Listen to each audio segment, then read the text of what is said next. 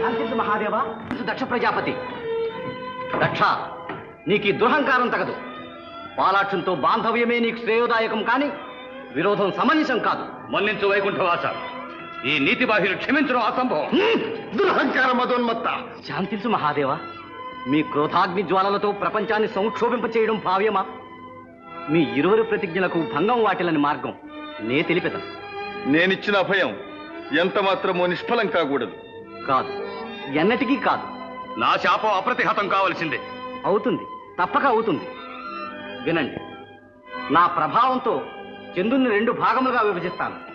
ఒక భాగం దక్ష ప్రజాపతి శాపఫలం అనుభవించినది గాను, 2వ భాగం పరమేశ్వరుని అభయఫలం అనుభవించినది గాను చేసేదను.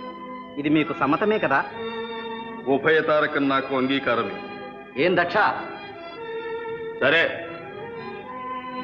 చంద్ర, ఇటురా. నమస్కారం దేవా.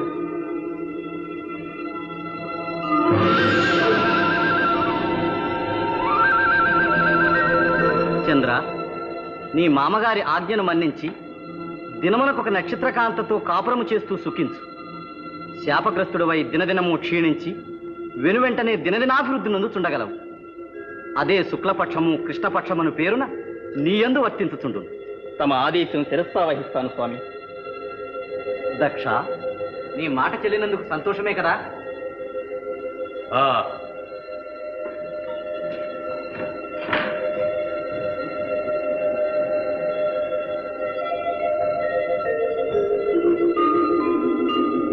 చంద్ర, బాలచంద్ర రూపమున సదా నీవు శివసాన్నిధ్యంలో ఉందువుగాక. మహాప్రసాదం.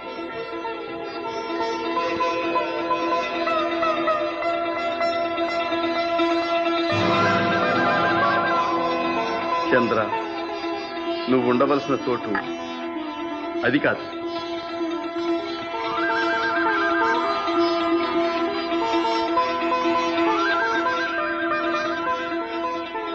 సదాశివ, నీవిప్పుడు చంద్రమౌళివై విలసిల్లుతున్నావు.